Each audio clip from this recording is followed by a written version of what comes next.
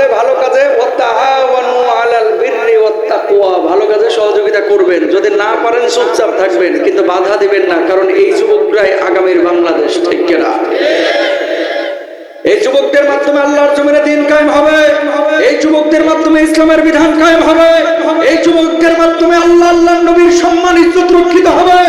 যখন এই যুবক ঠিক থাকবে, এলাকা ঠিক থাকবে, পৌরসভা ঠিক থাকবে, টাঙ্গাইল ঠিক থাকবে, রাষ্ট্র ঠিক হয়ে যাবে। ঠিক কিনা মুসলমান? নিকট আত্মীয়, দূরবর্তী আত্মীয়, কেউ কেউ আত্মীয় আছে ব্লাড কানেক্টেড, কোন কোন আত্মীয় আছে ব্লাড কানেক্টেড না, কিন্তু একটু দূরের। আছে না নাই? আমাদের সমাজের টেন্ডেন্সি এখন কি দেখেন, আপন চাচাতো ভাইয়ের মেয়ের বিয়ে, পয়সাওয়ালা ধনী যদি কেউ হয়ে যায় আর বড় সড়ো যদি অনুষ্ঠান করে, দেখবেন বিয়ের দাওয়াতের ক্ষেত্রে প্রথমেই যেগুলো মালওয়ালা টাকাওয়ালা এগুলোর আগে বাইসা দেওয়া হচ্ছে। কথা বলেন না কেন? একই গোষ্ঠীর মধ্যে অটো চালায়, সিএনজি চালায়, ভ্যান চালায়, এগুলোরা ডাকে দাওয়াত দেয় না। কারণ কি? এগুলোরা দাওয়াত দিলে তেমন কোনো লাভ নাই, মোটা মোটা বান্ডিল পাওয়া যাবে না, 5-10 হাজার পাওয়া যাবে না, পাওয়া যাবে কাচের প্লেট। কথা কয় না। আমার নবী বলছেন, ওই ওলিমার খাবার সবচেয়ে নিকৃষ্ট যে ওলিমার মধ্যে বেছে বেছে ধনীদেরকে দাওয়াত দেওয়া হয় আর গরিবদেরকে নেগলেক্ট করা হয়। আজকে ভাই 40 বলেন আর বিয়ের অনুষ্ঠান বলেন, খেয়াল করে দেখেন কয়টা ভুখা গরিব মিসকিন দাওয়াত পাই, বরঞ্চ কোপটাই পড়া সব ধনী মানুষগুলোকে বাইসা বারবার টাকাটা দিয়ে নিয়ে আসে। ঠিক কিনা? যেটার পয়সা আছে, ভাবি আপনি না আসলে কিন্তু আমি মন খারাপ করব। কথা কয় না। একবার ফোন দেয় না, 5 ওয়াক্তে ফোন দেয় জোহরের সময়, ভাবি 21 তারিখ কিন্তু মনে আছে ভাবি। আর যেটা অটো চালায়, সিএনজি চালায়, রাস্তায় দেখায় লেঙ্গা বাজারে, বাস স্ট্যান্ডে, পুলিশ বুথের পাশে অটো নিয়ে দাঁড়ায় আছে, এই তোর ভাস্তির বিয়ে, সময় থাকলে যাইস।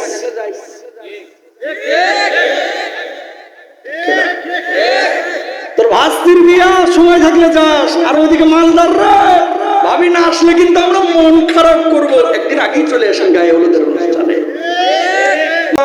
এলাকায় তো একটাও সুদখোর নাই।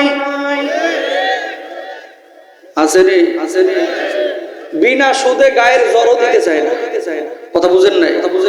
যদি বলা হয় গায়ে 104 ডিগ্রি জ্বর, ভাই আপনার এখান থেকে 10 ডিগ্রি আমারে দেন, আগামীকাল 12 ডিগ্রি দেওয়া লাগবে। কিন্তু টাকা তো দূরের কথা, এইরকম চামুন্ডা মার্কা যেগুলো সুদখোর আছে, আল্লাহর জান্নাতে এগুলো জান্নাত কোনোদিন যাইতে পারবে না যদি তওবা না করে মরা। ঠিক কিনা ভাইরা? মানে জীবনও বাপ মরে বললো না আই লাভ ইউ আম্মু, তোমার আমি অনেক ভালোবাসি। জীবনও বললো না আব্বা তোমার আমি অনেক ভালোবাসি। আর জরিনার সাথে প্রেমের সম্পর্ক 21 দিন, কই জরিনারে তোরা ছাড়া আমি বাঁচতাম না। এই কথাটা যারা বলে যদি মরতো ভাই, বাংলাদেশে যুবক খুঁজে পাওয়া যাইতো না। মিথ্যা কথা এগুলো, কি মিথ্যা কথা, এগুলো মিথ্যা কথা। নবীজি সাল্লাল্লাহু আলাইহি ওয়াসাল্লাম বলছেন কিয়ামতের আগে একটা বড় আলামত দেখা যাবে। আলামতটা কি? দাঁড়াও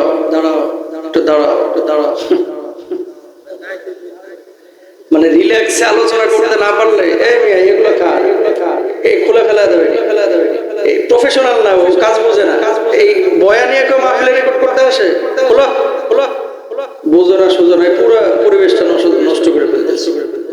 মাইন্ড করো না, তোমরা তো আমাদের ছোট ভাই। কিন্তু যারা মাহফিল নিয়মিত করে এটা জানা কথা যে বয়া দিয়ে কোনোদিন মাহফিলে করবে না। বাস থাকো। নবীজি সাল্লাল্লাহু আলাইহি ওয়াসাল্লাম বলছেন যে কিয়ামতের আগে একটা বড় আলামত দেখা যাবে। আলামতটা কি? আত-তাসলিমুল খাস। মানুষ বেছে বেছে মানুষকে সালাম দিবে, জবাবটাও বেছে বেছে হবে। এই জামানার চলতেছে এখন, মনে করেন প্রতিযোগিতার জামানা। কি জামানা? এই জামানা চলতেছে অহংকার দেমাগের জামানা। এই জামানা হচ্ছে একজনকে ঠগায় আরেকজন কিভাবে বড় হতে পারবে সেই জামানা। সেই কিরামের কেন বলেছেন এই কথা? বলার একটা উদ্দেশ্য আছে। খুব খেয়াল করবেন, আমি যখন বক্তা, আমি যখন খতিব, এই যে হুজুর বসে আছেন মুফতি সাহেব মানুষ, ওনাদেরকে যখন রাস্তায় দেখে অনেকে সালাম দেয় মানুষে। এই যে মেয়র সাহেব কি নূর আলম ভাই, ওনারা যখন দেখে কেউ রাস্তায় 5G গতিতে সালাম দেয়। এমপি সাহেবকে দেখলে তো কোনো কথাই নাই। একই মানুষ জীবনে কোনো রিক্সাওয়ালা ফকির মিসকিনকে সালাম দিতে চায় না। কথা বলেন না কেন? কারণ কি? গরিব মানুষগুলোকে এরা মানুষই মনে করে। কারা যাদের ভিতরে অহংকার আছে, দিমাগ আছে, তাকাব্বুরি আছে, পকেটে পয়সার গরম আছে, ঠিক না? কিন্তু আমার নবী ছোট বড়, ধনী গরিব, আবাল বৃদ্ধ বনিতা এগুলো খেয়াল করতেন না। সবাইকে সালাম দিতেন। এই জন্য নবীজি বলেছেন আফসুস সালাম, সালামটা বেশি বেশি দাও, ভালোবাসা বাড়িয়ে দিবেন আমার আল্লাহ সুবহানাহু ওয়া তাআলা বলেন সুবহানাল্লাহ। সুন্দর করে জবাব দেন, আসসালামু আলাইকুম ওয়া রাহমাতুল্লাহ। মাশাআল্লাহ, এবার হইছে। কিন্তু ওয়া আলাইকুম না, বলবেন ওয়া আলাইকুমুস সালাম। সবাই বলেন তো ওয়া আলাইকুমুস সালাম। আবার বলেন মাশাআল্লাহ, এবার হয়েছে। আজকে বেসিক্যালি আমি যে বিষয়টি নিয়ে আলোচনা করব সে আলোচনায় যাব, তার আগে কয়েকটি কথা বলে নেই। এই যে প্রথম বার্ষিকী ওয়াজ মাহফিল যে বাচ্চাগুলো আজকে আয়োজন করেছে, আমার যুবক ভাইরা, কিশোর ভাইরা, আপনারা খুশি না বেজার? এই ছেলেগুলো কিন্তু চাইলে গান বাজনার আয়োজন করতে পারতেন। সেখানে আল্লাহকে ভালোবেসে, নবীকে ভালোবেসে যারা কোরআনের ময়দান কায়েম করেছে, কোরআনের মঞ্চ তৈরি করেছে, আর যাই হোক এই সন্তানগুলো আজকে ভালো সন্তানের পরিচয় দিয়েছে, আল্লাহওয়ালার পরিচয় দিয়েছে। আল্লাহ তাআলা প্রত্যেকটা যুবককে খালিদ বিন ওয়ালিদের মতো কবুল করুন, বলুন আমিন। অনেক সময় মুরব্বীরা সাপোর্ট করে, কিন্তু কিছু কিছু ক্ষেত্রে এই ধরনের আয়োজন কোন যুবক যখন করে, মুরব্বীরা সহ্য করতে পারে না। কারণ কি, আমরা পারলাম না, তোরা পারলি কেন? কথা বলেন না কেন? পারলে ভালো কাজে ওয়াতাআওয়ানু আলাল বিররি ওয়াত তাকওয়া, ভালো কাজে সহযোগিতা করবেন। যদি না পারেন চুপচাপ থাকবেন, কিন্তু বাধা দিবেন না। কারণ এই যুবকরাই আগামীর বাংলাদেশ, ঠিক কিনা? এই যুবকদের মাধ্যমে আল্লাহর জমিনে দ্বীন কায়েম হবে, এই যুবকদের মাধ্যমে ইসলামের বিধান কায়েম হবে, এই যুবকদের মাধ্যমে আল্লাহর নবীর সম্মান ইজ্জত রক্ষিত হবে। যখন এই যুবক ঠিক থাকবে, এলাকা ঠিক থাকবে, পৌরসভা ঠিক থাকবে, টাঙ্গাইল ঠিক থাকবে, রাষ্ট্র ঠিক হয়ে যাবে, ঠিক কিনা মুসলমান? আর যদি এই যুবকদেরকে আপনারা এখনই গাইডলাইন না করেন, ওই যে আইতেছে 3 দিন পরে বিশ্ব ভালোবাসা দিবস, ভালোবাসার ঠেলায় সব খসে যাবে। কথা বলেন না কেন? সুতরাং যুবকরা যে আয়োজনটা করেছে, আমরা সবাই যুবকদের জন্য একবার দোয়া করি, আল্লাহ তাআলা এই যুবকগুলোকে দ্বীনের জন্য কবুল করুন। জোরে সোরে বলেন আমিন। টাঙ্গাইল আর কুমিল্লা আমার মাহফিল থেকে সবচেয়ে বেশি, যাতায়াত ভালো, এই জন্য নিয়েও বেশি। একটা কথা আপনাদেরকে বলি, আপনাদের পালস মোটামুটি আমার জানা আছে। এই টাঙ্গাইলের সবচেয়ে বড় সমস্যা যে জিনিসটা, মানুষ বিবেক দিয়ে নেয়, আকল দিয়ে না, জ্ঞান দিয়ে না, মানুষ আবেগ দিয়ে যেটা ভালো লাগে অনেকে এটাই আমল করে বসে। বুঝছেন? বাপ দাদা গান বাজনা করতো, এখন নিজেরা বলতেছে আমার হাত পাই কি ভুল করছে, এই জন্য হেও করে। আছে না নাই? ওই কয়দিন আগে মাহফিল করছে আপনাদের পেছনে, রাস্তা দিয়ে আসতেছে যে লালন শাহর মতো, লালন শাহ আছেন একজন ফকির, এবারের মধ্যে একটা ছবি ঝুলাইয়া দেখি কি মাজারের মতো বানায় রাখছে। করবেন না এগুলো, আল্লাহ বুঝদান করুক, আমিন বলেন। ভালো কাজ যারা যুবক আজকে করেছে, এদেরকে সমর্থন আমাদের প্রত্যেকের দেওয়া উচিত। যারা আয়োজন করেছে, নতুন করে যারা আসবেন আপনারা পেছনে বসবেন। যেখানে কথাটা যেই জন্য আপনাদেরকে বলতেছি, ভালো কাজে যদি সহযোগিতা না করে বারণ করেন, প্রতিবন্ধকতা তৈরি করেন, আল্লাহর আদালতে আপনারা দাঁড়াইতে হবে। কিছু লোক আছে গীবত কমিটির সভাপতি, মাহফিলে আসে না, কিন্তু চায়ের দোকানে বসে বসে গীবত করতেছে। এই পোলাপান কি করছে না করছে এগুলো করবো না। আমরা সবসময় পজিটিভলি সবকিছু চিন্তা করবো। আল্লাহ তৌফিক দান করুক, আমিন বলেন। একজন মানুষ প্রতিদিন 23,040 বার চোখের পাতা ফেলে, বিনা চার্জে যিনি এই পলক ফেলানোর তৌফিক দিয়েছেন তিনি কে? সুবহানাল্লাহ। একটা হৃদপিণ্ড আল্লাহ আপনাকে দিয়েছে, হৃদপিণ্ডটা প্রতিদিন 1 লক্ষ বারের বেশি স্পন্দন দিচ্ছে। যেদিন আপনার হৃদপিণ্ডের স্পন্দন বন্ধ হয়ে যাবে, আপনার নামের শুরুতে মরুভূমি বসে যাবে, মানুষ আপনাকে লাশ বলবে, ঠিক না? পেটের মধ্যে গরুর গোশত, মাছ, ডিম, রসগোল্লা, চমচম খাইয়া ঢুকাইয়া দিচ্ছেন। কেমনে হজম হয়? আল্লাহ তাআলা এই পেটটার মধ্যে প্রতিদিন 2 লিটার অ্যাসিড উৎপাদন করে, যে অ্যাসিডটা আপনার খাবারটাকে হজম করছে। জোরে সোরে বলেন সুবহানাল্লাহ। বেঁচে থাকার জন্য আল্লাহর কাছ থেকে আপনি প্রতিদিন ফ্রি অক্সিজেন নিচ্ছেন 1.4 কিউবিক মিটার, যেটার বর্তমান বাজার দর যদি হসপিটাল থেকে আপনাকে কেনা লাগতো প্রতিদিন 24,000 টাকা বিল দেওয়া লাগতো। তার মানে আল্লাহর কাছ থেকে প্রতি মাসে আপনি ফ্রি অক্সিজেন নিয়েছেন প্রায় 7,20,000 টাকা। তো আমার কিউরিসিটি জন্মানো, 60 বছর যদি একজন মানুষ হায়াত পায়, আল্লাহর কাছ থেকে কি পরিমাণ ফ্রি অক্সিজেন নিয়েছে হিসাব করে দেখলাম প্রায় 54 কোটি টাকার। আল্লাহু আকবার কর না। এই জমিনের মালিক কে? আসমানের মালিক কে? গোলামি দাসত্ব হবে কার? সে আল্লাহর কোরআনের কথা যেখানে হবে সেখানে মুমিন ঘরের মধ্যে কাঁথা কম্বল নিয়ে বসে থাকতে পারে না। কোরআনের মঞ্চে, কোরআনের ময়দানে আল্লাহকে খুশি করার জন্য সবকিছু বর্জন করে মুমিন চলে আসবে। ঠিক কিনা ভাই? যারা এসেছেন আসমান থেকে কিছু ফেরেশতা নেমে আপনাদের উপরে রহমতের ডানাগুলো বিছিয়ে দিয়েছেন। জোরে বলেন সুবহানাল্লাহ। আর আমার আল্লাহ রাব্বুল আলামিন বলছেন, ফেরেশতারা আরামের ঘুমকে হারাম করে যে মানুষগুলো এই কনকনে শীতের মধ্যে খড়কুটার উপরে বসে আছে, মানুষগুলো তো মূলত কি করে? ফেরেশতারা তখন বলে, আল্লাহ এই মানুষগুলো আপনার কোরআনের কথা শুনছে, আল্লাহ এই মানুষগুলো আপনার নবীজির সুন্নাহের কথা শুনছে, এই মানুষগুলো দুনিয়ার সব কাজ থেকে বিরত থেকেছে শুধুমাত্র আপনাকে ভালোবেসে, আপনার কোরআনকে ভালোবেসে। আল্লাহ রাব্বুল আলামিন তখন বলেন, এই মানুষগুলোকে আল্লাহরে কখনো দেখছে?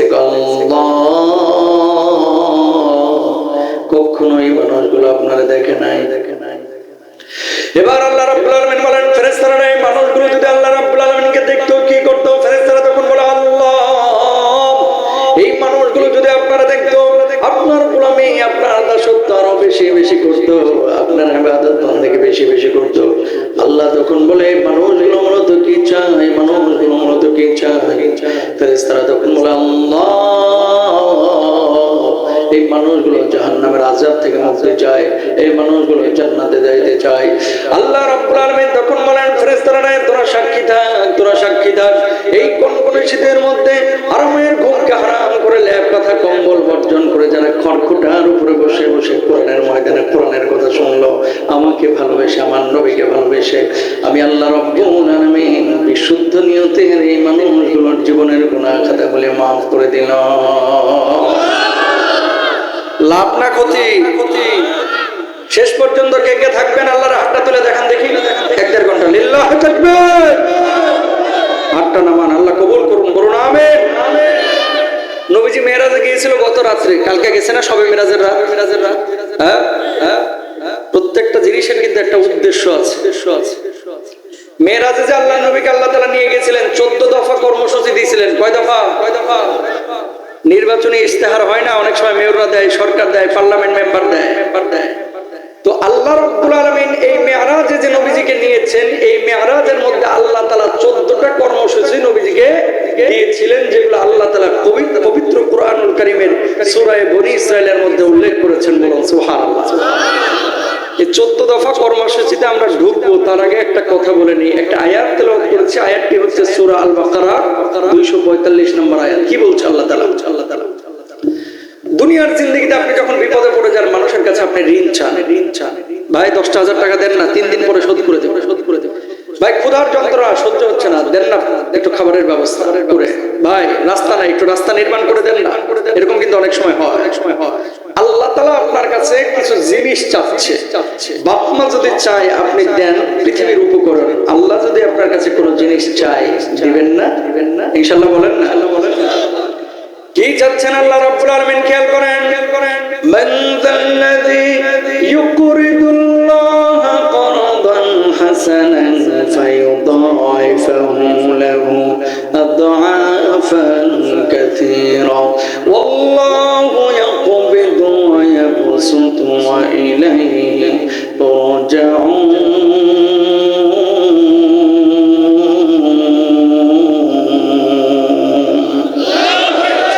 আল্লাহ রাব্বুল আলামিন বললেন, যে ব্যক্তি আল্লাহ রাব্বুল আলামিনকে ঋণ দিবে, আল্লাহ রাব্বুল আলামিন তারে দ্বিগুণ বদলা দিবেন, 3 গুণ বদলা দিবেন, বহু গুণ বদলা বাড়ায় দিবেন। কি বদলা? কিয়ামতের ময়দানে আল্লাহ রাব্বুল আলামিন ওই মানুষগুলোর জন্য চূড়ান্ত জান্নাতের ফয়সালা করে দিবেন। বলুন সুবহানাল্লাহ।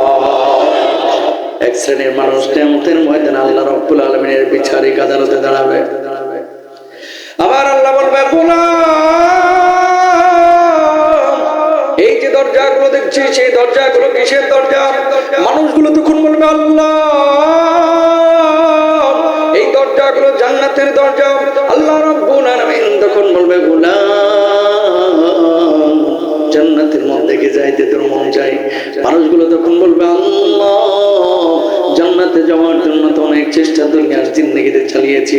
আল্লাহ যদি জান্নাতের মধ্যে যাইতে দেন তাহলে তো ভালোই হয়।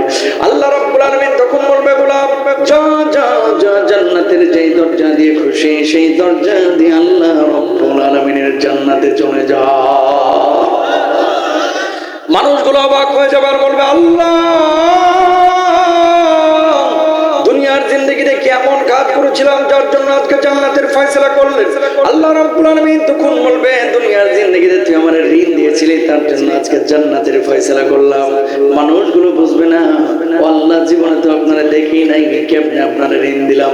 আল্লাহ রাব্বুল আলামিন বলবে গোলাম তোর বাড়ির পাশে যে মানুষটা অবুদ্ধ ছিল তার জন্য যে খাবারের ব্যবস্থা করেছি, তার জন্য যে হাঁটা চলাচলের রাস্তা নির্মাণ করেছি, তার অসুস্থ ছিল স্ত্রী তাকে সহযোগিতা করার জন্য 20,000 টাকা বিনা সুদে ঋণের ব্যবস্থা করে দিয়েছি। ওই মাখলুকগুলোর প্রতি আহসানটাকে আল্লাহ আমি নিজে ইহসান হিসেবে গ্রহণ করেছি।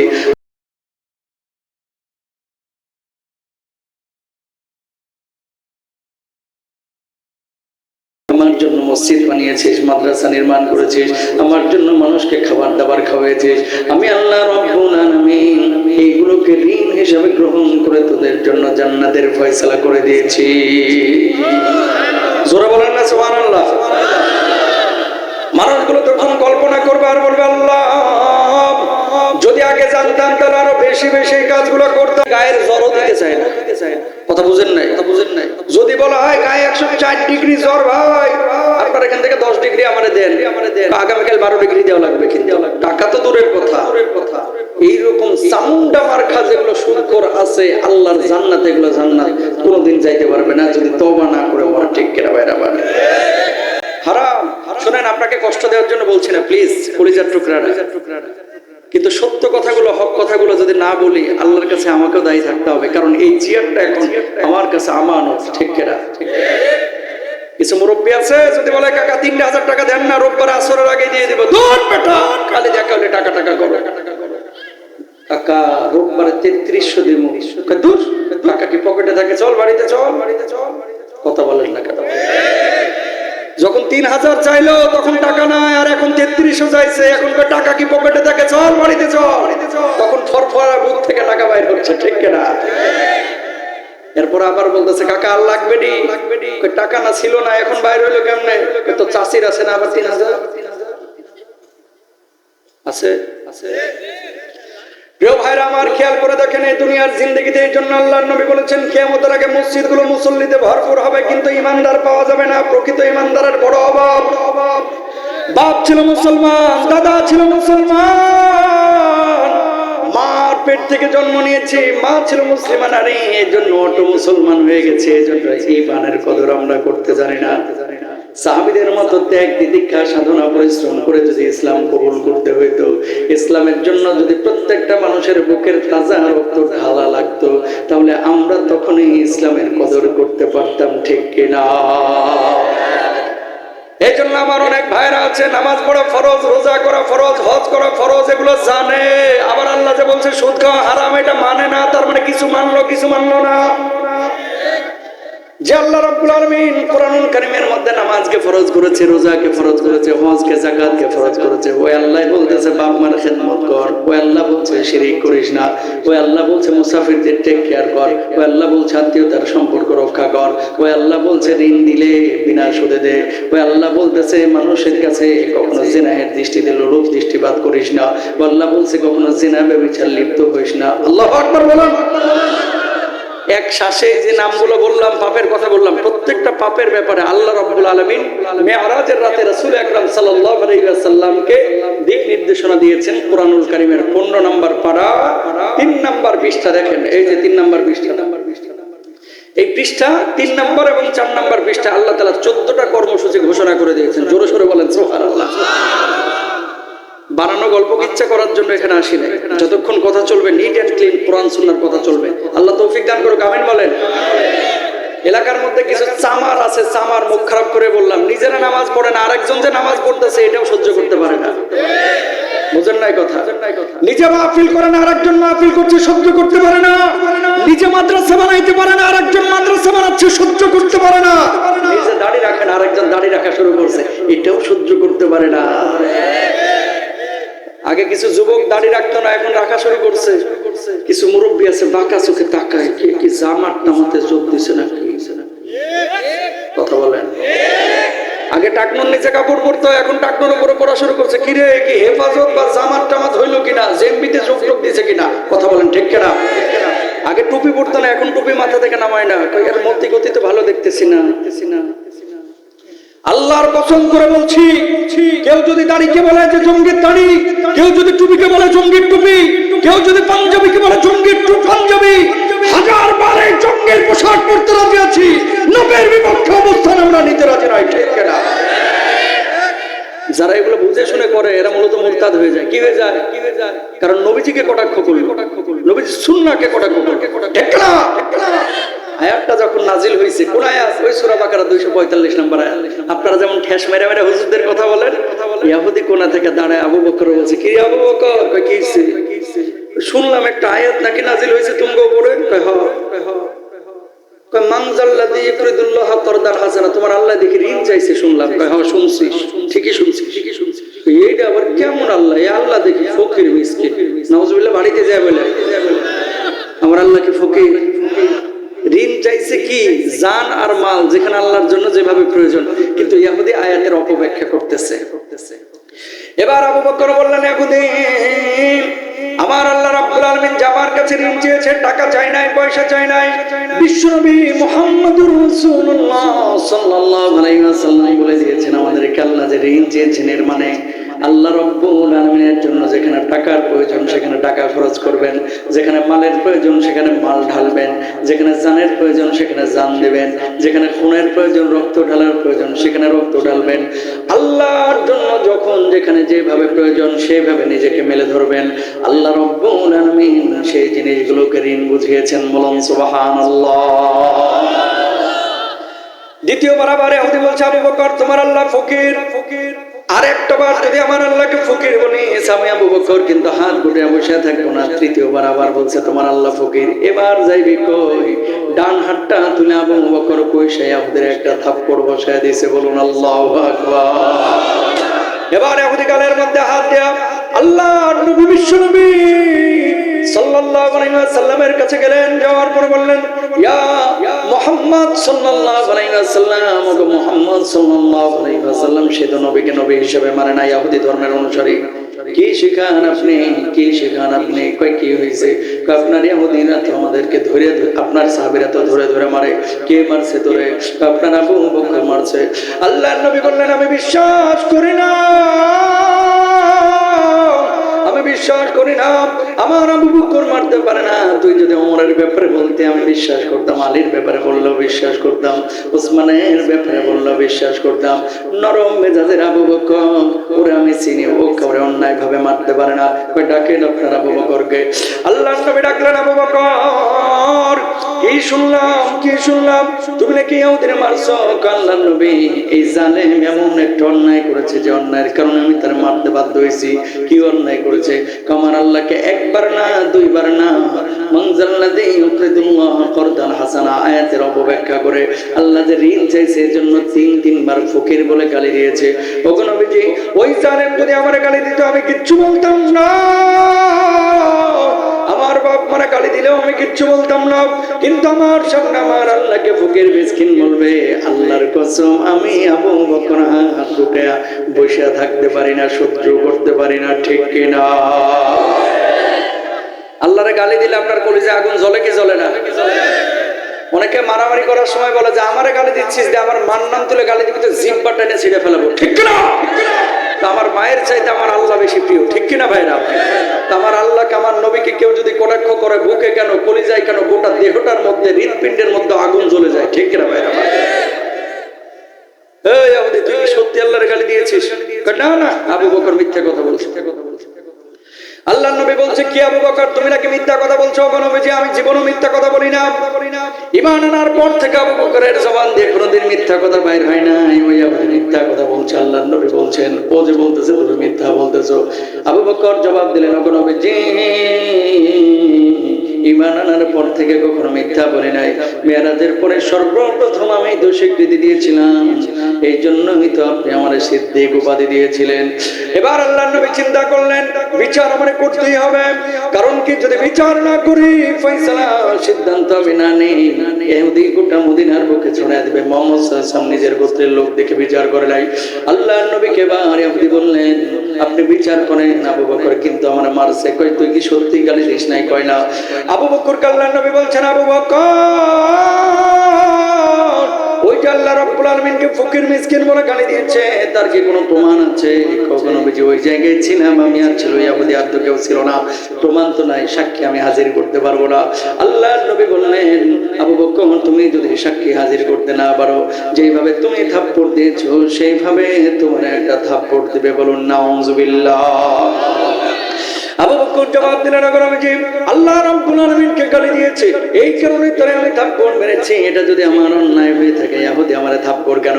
আমার জীবনটা যদি নিয়ে চলে যায়, আল্লাহর কসম আবু বকরের কলিজার মধ্যে বিন্দু মাত্র কষ্ট থাকবে না। বলুন আল্লাহু আকবার। বলেন বলেন, যা খুশি করুন। নবীজির চিন্তা হচ্ছে যদি বিচার না করে গোটা মদিনায় এই বদমাশ কিন্তু ছড়ায় যাবে। কথা বলছেন যে মুহাম্মদ সাল্লাল্লাহু আলাইহি ওয়াসাল্লাম ওই চেয়ারম্যান সাহেবের মতো আর কি। চেয়ারম্যান সাহেবরা অনেক সময় বিচার করলে নিজের লোকটোক হইলে বিপদে পড়ে যায়। হক কথা বা সত্য বিচার করলে অনেক মানুষ, যদিও চেয়ারম্যানের আত্মীয় অন্যায় করে নাই, তারপরেও বারবার ও নিজের লোক দেখে বুঝছি। কথা বলেন না কেন? নিজের লোক দেখা বিচার করে নাই, এরকম হয় কি হয় না? আবু বকর কিছু মনে করো না, ইহুদি যেভাবে তুমি যেভাবে থাপ্পড় মারছো, তোমার একটা থাপ্পড় বসা দেখ শোধবোধ হয়ে যায়। ইহুদি তো এবার রেডি হচ্ছে, আজকে তোর একদিন আমার একদিন মারবে কারে? আবু বকর রে। আবু বকর গালটা পাইতে দিয়েছে, আর শাজিম থেকে দেখছেন যিনি তিনি কে? আর আস্তে কোন আল্লাহ নামটা জোরে বললে গুনাহ হবে। জোরে বলেন, জোরে বলেন মাশাআল্লাহ। জিবরিল আমিন এদিকে দেখ আমার হাবিব কি বিচার করছে। মুহূর্তের মধ্যে আমার হাবিবের কাছে গিয়ে হাজির হ আর বল আবু বকরের পক্ষে দুনিয়ার কোনো সাক্ষীর প্রয়োজন নাই, আমি আল্লাহ রাব্বুল আলামিন আরশ আজিম থেকে আবু বকরের পক্ষে সাক্ষী হয়ে গেলাম। আর বল আবু বকরের গালটা যেন ইহুদির হাত স্পর্শ না করে। জিবরিল আমিন তো আসমান থেকে আল্লাহ রাব্বুল আলামিনের কাছ থেকে নবীজির কাছে আসতেন, এলেঙ্গায় প্রায় 17 মিনিটের জ্যামে বসে থাকতে হয়। চোখের পাতা ফেলানোর আগে আল্লাহর নবীর কাছে এসে হাজির। ইয়া রাসূলুল্লাহ, কি বিচার আপনি করছেন? খবরদার খবরদার, ইহুদির হাত যেন আবু বকরের গালে স্পর্শ না করে। আল্লাহ কিন্তু সবকিছু দেখছেন। কি হয়েছে? আল্লাহ রাব্বুল আলামিন আমারে পাঠিয়েছে, আবু বকরের পক্ষে দুনিয়ার কোনো সাক্ষীর প্রয়োজন নাই। আল্লাহ রাব্বুল আলামিন নিজেই আবু বকরের পক্ষে সাক্ষী হয়ে গেছেন। বলুন সুবহানাল্লাহ। ওখানে জেনে নাই 4 নম্বর পারা 13 নম্বর পৃষ্ঠা। লাকাদ সামিআল্লাহু কাওলাল্লাযীনা ক্বালু ইন্নাল্লাহা ফাকীরুন ওয়া নাহনু আগনিয়া।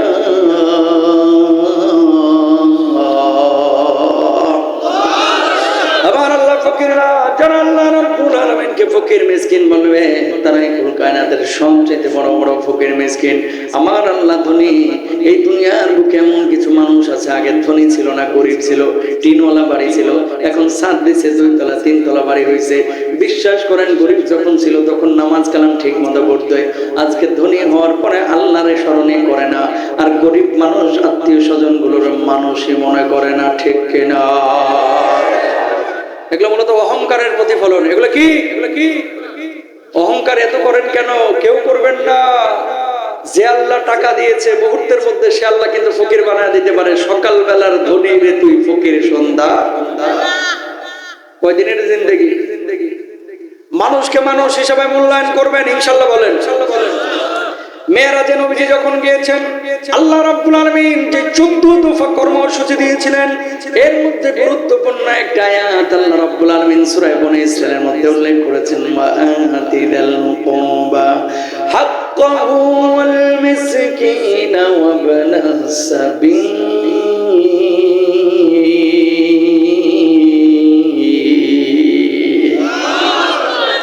আমার আল্লাহ রাব্বুল আলামিন বললেন আত্মীয়তার হক আদায় করো।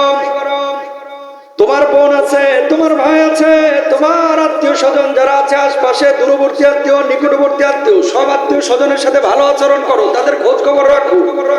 খেয়াল করে দেখেন, এই এলাকার অনেকেই হয়তো বা বিসিএস ক্যাডার হয়েছে, অনেকেই ভালো ভালো পর্যায়ে গেছে, আজকে ঢাকা সিটির মধ্যে ভালো ভালো জায়গায় ফ্ল্যাট করেছে, বাড়ি করেছে।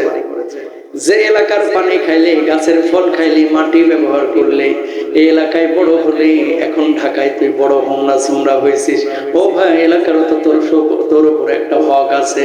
সারা বছরে 2,000 টাকা এলাকার জন্য খরচ করে না, আছে না নাই?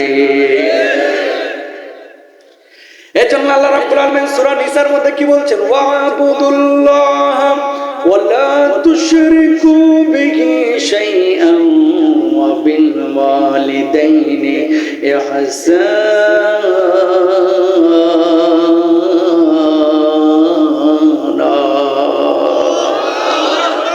এই আয়াতের শেষাংশ আল্লাহ রাব্বুল আলামিন বলছেন ওয়াল জারিদিল কুরবা ওয়াল জারিল জুনুবি ওয়াস সাহিবি বিল জামবি ওয়াবনিস সাবিল। নিকট আত্মীয়, দূরবর্তী আত্মীয়, কেউ কেউ আত্মীয় আছে ব্লাড কানেক্টেড, কোন আত্মীয় আছে ব্লাড কানেক্টেড না, কিন্তু একটু দূরের, আছে না নাই? আমাদের সমাজের টেন্ডেন্সি এখন কি দেখেন, আপন চাচাতো ভাইয়ের মেয়ের বিয়ে, পয়সাওয়ালা ধনী যদি কেউ হয়ে যায় আর বড় সড়ো যদি অনুষ্ঠান করে, দেখবেন বিয়ের দাওয়াতের ক্ষেত্রে প্রথমেই যেগুলো মালওয়ালা, টাকাওয়ালা, এগুলোর আগে বাইসা দেওয়া হয়। কথা বলেন না কেন? একই গোষ্ঠীর মধ্যে অটো চালায়, সিএনজি চালায়, ভ্যান চালায়, এগুলোর ডাকে দাওয়াত দেয় না। কারণ কি? এগুলোর দাওয়াত দিলে তেমন কোনো লাভ নাই, মোটা মোটা বান্ডিল পাওয়া যাবে না, 5-10 হাজার পাওয়া যাবে না, পাওয়া যাবে কাচের প্লেট। কথা কয় না? আমার নবী বলছেন ওই ওলিমার খাবার সবচেয়ে নিকৃষ্ট যে ওলিমার মধ্যে বেছে বেছে ধনীদেরকে দাওয়াত দেওয়া হয় আর গরিবদেরকে নেগলেক্ট করা হয়। আজকে ভাই 40 বলেন আর বিয়ের অনুষ্ঠান বলেন, খেয়াল করে দেখেন কয়টা ভুখা গরিব মিসকিন দাওয়াত পাই, বরঞ্চ কোটটাই পড়া সব ধনী মানুষগুলোকেই বাইসা বারবার টাকাটা দিয়ে নিয়ে আসে। ঠিক কিনা? যেটার পয়সা আছে, ভাবি আপনি না আসলে কিন্তু আমি মন খারাপ করব। কথা কয় না? একবার ফোন দেয় না, 5 ওয়াক্তে ফোন দেয় জোহরের সময়, ভাবি 21 তারিখ কিন্তু মনে আছে ভাবি। আর যেটা অটো চালায়, সিএনজি চালায়, রাস্তায় দেখায় লেঙ্গা বাজারে, বাস স্ট্যান্ডে, পুলিশ বুথের পাশে অটো নিয়ে দাঁড়ায় আছে, এই তোর ভাস্তির বিয়ে, সময় থাকলে যাইস।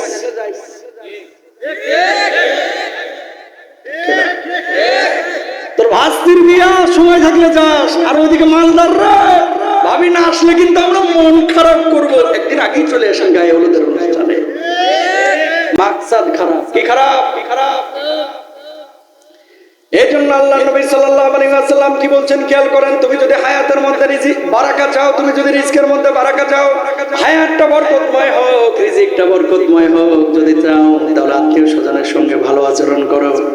এই জামানায় সবচাইতে বড় অবহেলিত আত্মীয় হচ্ছে চাচা, অবহেলিত আত্মীয় হচ্ছে ফুফু, অবহেলিত আত্মীয় হচ্ছে মামা, অবহেলিত আত্মীয় হচ্ছে নিজের আত্মীয় স্বজন, ব্লাড কানেক্টেড যারা আছে। নিজে হুমরা চুমরা হয়ে যাচ্ছে, হাজার টাকা কামাচ্ছে, লাখ টাকা কামাচ্ছে, কিন্তু নিজের গরিব আত্মীয় স্বজনের দিকে অনেকে খোঁজ খবর রাখে না। আবার এই লোকটাই দেখা যায় নিজের এলাকায় টাকা না দিয়ে শাহজালাল ইয়ামানি রহিমাহুল্লাহ ওই কবরে সিলেটে গিয়ে 10,000 দান করে আসে। ঠিক কিনা? আল্লাহ রাব্বুল আলামিন কি বলছেন? ওয়াফি আমওয়ালিহিম হাক্কুন লিসাইলি ওয়াল মাহরুম।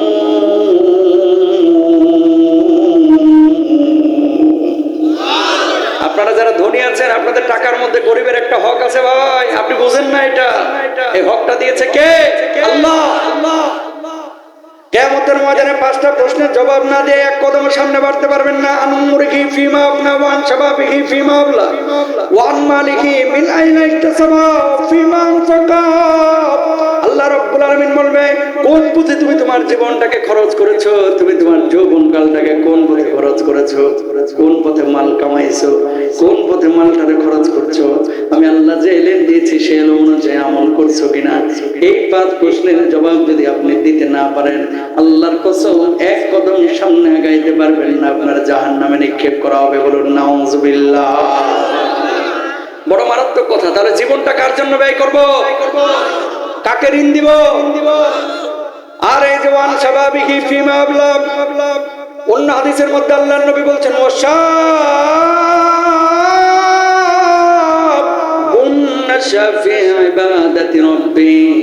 ওই যুবক যে তার যৌবনটা কালটাকে আল্লাহর ইবাদতে কাটিয়েছে, কিয়ামতের কঠিন মুসিবতের সময় মানুষ যখন পানি পানি বলে চিৎকার করবে, কেউ কারো কোনো উপকারে আসবে না, আল্লাহ রাব্বুল আলামিন ওই যুবকদেরকে আরশের নিচে বিশেষ ছায়ার ব্যবস্থা করে জান্নাতের ফয়সালা করবে।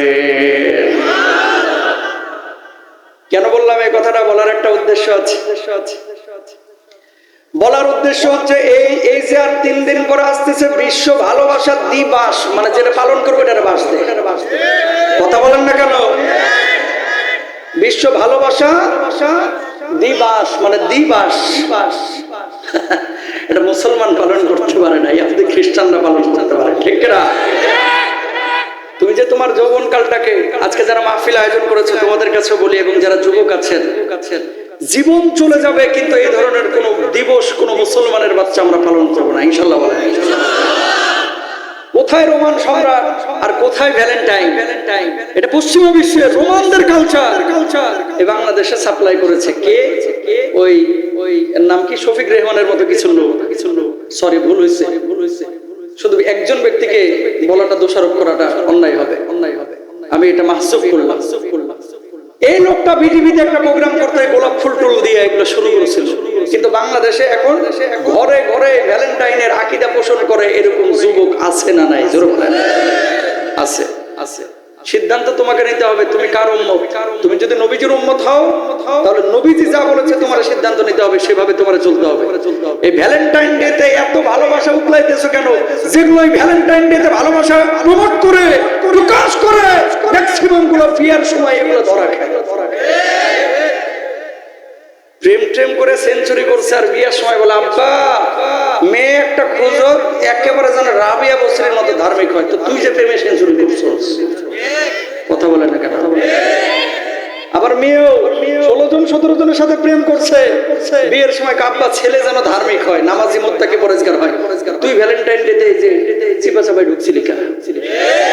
ঠিক না? তুমি যদি সৎ হও তোমার জন্য ভালো স্ত্রী থাকবে, আর তুমি যদি হারামি হও, তুমি যদি হারামের সাথে জড়িত থাকো, তোমার কপালে ভালো স্ত্রী জুটবে না, তোমার কপালে পাপিষ্ঠ জুটবে, ঠিক না? মান তাশাব্বাহা বিকওমিন ফাহুয়া মিনহুম, যে যে জাতির সাদৃশ্য অবলম্বন করলো সেই জাতির অন্তর্ভুক্ত হয়ে গেল। এই তাকান, আমাদের নবীর নাম কি? সবাই বলেন তো। মুহাম্মদ সাল্লাল্লাহু আলাইহি ওয়াসাল্লাম। আমরা সেই নবীর উম্মত। সন্দেহ আছে কোনো?